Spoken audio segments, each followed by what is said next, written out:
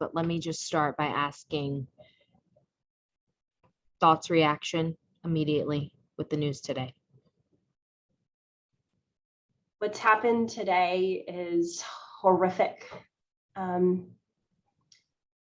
Another senseless act of violence that has occurred in our schools and in an elementary school where our most vulnerable students are. And so today's event, ending the school year like this, is extremely heartbreaking. And our hearts and prayers go out to that entire community and the parents that have lost their loved ones today. Yeah, these babies, they were babies. We're about to dismiss for summer on Thursday. So parents who were planning vacations and camps are now on a different path.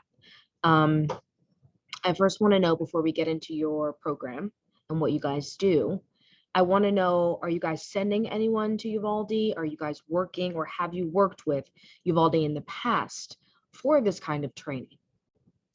Uvalde has been active in attending training at the Texas School Safety Center. I've been in contact with the executive director of the Education Service Center. I've also communicated with TEA. So everybody is coordinating communication to figure out what we can do to best support the community of Uvalde right now. Walk me through the security plan that you guys teach and teach others how to implement in horrible moments like this. Because when these things happen, if you have the tools and the resources to help, it could save lives. So walk us through the program and a little bit about what you guys do. Sure. The Texas School Safety Center was established in 1999, actually short after the Columbine school shooting. So that gives you a little reference and point in time where the state knew they needed to have resources dedicated to this effort. The center is charged as the central clearinghouse here in the state of Texas to provide training, technical assistance, and research to all of our K-12 schools, junior community colleges, and charter schools. And one of those pieces in legislation that school districts are required to have is a multi-hazard emergency operations plan. And the School Safety Center is now charged with reviewing those plans and providing guidance for school districts to ensure that there is a quality plan in place. And the focus here is multi-hazard. So school districts deal with a multitude of hazards every single day. And more school shootings, acts of violence seem to be almost something that we see in the news quite often. And so we want schools to have a multi-hazard perspective, but we want them to be ready and prepared and trained to deal with one of the most catastrophic things that could happen to a school community. And so those are things that we work with schools on, is developing an active threat a plan as part of their larger plan. And what are we going to do to mitigate loss of life as much as possible? A big preventative piece to all of this work that we work with school districts on is the behavioral threat assessment piece, is really trying to get at identifying individuals that may be on a path to violence way before they ever commit that. But we can't guarantee 100% of the time that we're going to prevent these acts from occurring. So preparing, training, and drilling to your plan is the most effective way to save lives. And I see here that some of the preventative security measures that you guys have in place is police officers, motion detectors, and alarm systems. I mean, this is a comprehensive list of like 21 things. Perimeter fencing, locked classroom door policy. Can you walk me through maybe the top initiatives that you guys like to focus on from that list, or some of the most important that you think for parents to hear, or guardians at home to know that this kind of training, if it's in their school, this is what they're going to get? Right. Well, we take a very comprehensive and holistic approach to school safety. So while, the physical aspects of having things such as metal detectors or perimeter fencing, that's just one piece to the larger puzzle. those things in and of themselves don't provide a comprehensive approach to school safety. It's a piece to it. So we want to focus on preventative efforts, making sure that we're identifying risk factors early on. Those are definitely pieces to the puzzle, but we want to look at it from a comprehensive perspective. We want to look at it all the way from prevention, mitigation to recovery. And so those are important things that we want to stress to schools is, having law enforcement in the school setting is critical when it comes to a response time. And having those resources there to be able to respond effectively, efficiently, when trained effectively to do that work in a school setting. And so there is a role that our law enforcement have to play in protecting the safety and security of our school environments.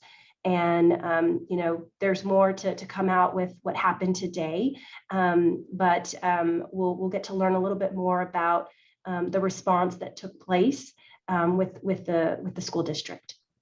As a mom, as a parent, what is the physical feeling that goes through your body when you hear a school shooting, or your daughter's in daycare? You hear across the country that a daycare has been shot. What is your feeling and your reaction as a parent? I think for me as a parent, and most parents who hear about something like this occurring, it creates a lot of fear to the core. It is really important that we never get complacent, and that we never have that mindset that this could never happen in my school, this could never happen in my community, because it can. And so it's really important that we all, not just school staff, but the community, the parents, we all remain vigilant in helping to support safety and security efforts moving forward. And that's really important. One thing I do want to stress is that schools still today remain to be one of the safest places we can send our children. And so I really want to stress that message, that schools still are a safe place, and parents should not be scared to send their children to school. But we should have an expectation that when our children are there, that there are safety procedures in place to ensure that these incidents are being mitigated and preventative efforts are being put in place so they don't happen. And if they do, there is an effective and immediate response. A lot of outlets today from across the country will say this is Texas. It's an open carry state with very limited requirements on gun purchasing and gun training. What's your reaction and your response to that? Well, I will stick to saying that it is important that school districts ensure that school safety is a part of the educational agenda. And it is a comprehensive approach. And it's not just metal detectors and perimeter fencing. It involves parental involvement. It involves our law enforcement community supporting these efforts. It's a whole community approach when it comes to school safety. And despite what is going on the outside, I think that is irrelevant to the situation at hand. And we need to really focus on the safety and security of our schools and what we can do to prevent, mitigate, and ensure an effective and immediate response. We've developed an active tool annex to the basic plan, which really focuses on specific planning for active threats. So whether it's an active shooter, whether it's somebody coming on school with a knife, or as we've seen just lately, driving a car into a building. And so it's really getting schools to wrap their head around all types of threats that could happen. Schools go into lockdown for many reasons, and it's not just for an active shooter situation.